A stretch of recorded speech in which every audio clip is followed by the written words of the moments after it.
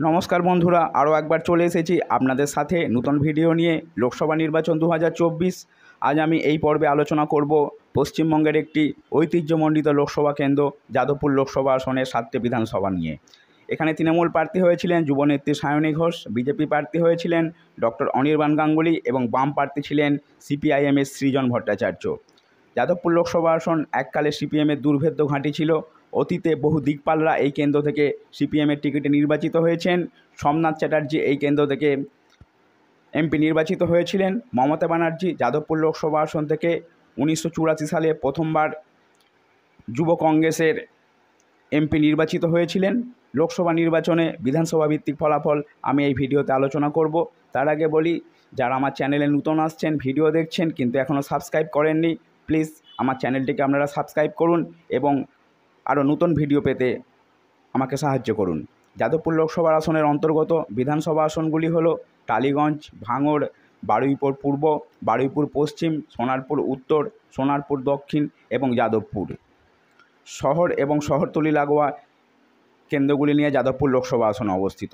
বারুইপুর পূর্ব বিধানসভায় তৃণমূলের প্রাপ্ত ভোট 1,18,938, বিজেপি পেয়েছে 70,162, সিপিএম 22,606। তৃণমূল এই কেন্দ্রে এগিয়ে 48,776 ভোটের বিশাল মার্জিনে। বারুইপুর পশ্চিম বিধানসভায় তৃণমূলের প্রাপ্ত ভোট 1,05,413, বিজেপি পেয়েছে 65,165, সিপিএমের প্রাপ্ত ভোট 34,383টি। তৃণমূল এই কেন্দ্রে এগিয়ে 40,248 ভোটের একটা বিশাল মার্জিনে। সোনারপুর দক্ষিণ বিধানসভায় তৃণমূলের প্রাপ্ত ভোট 97,628, বিজেপি পেয়েছে 87,909টি, সিপিএম পেয়েছে 40,696টি। তৃণমূল এই কেন্দ্রে এগিয়ে 9,719 ভোটের ব্যবধানে। পরের বিধানসভা কেন্দ্র ভাঙড় বিধানসভা। এখানে তৃণমূলের প্রাপ্ত ভোট 1,16,486, বিজেপি পেয়েছে 29,211, বামফ্রন্টের ভোট 10,259। তৃণমূল এই কেন্দ্রে এগিয়ে 87,225 ভোটের একটা বিশাল মার্জিনে।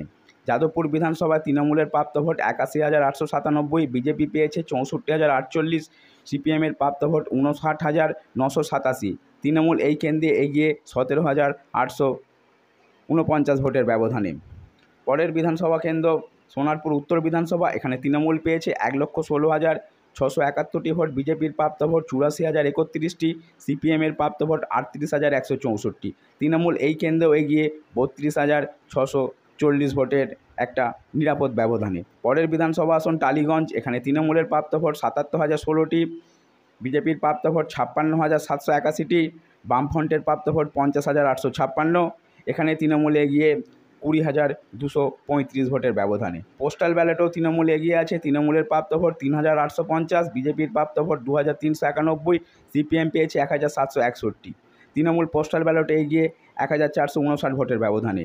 এই লোকসভা কেন্দ্রের স্কোর লাইন তৃণমূল 7, বিজেপি 0।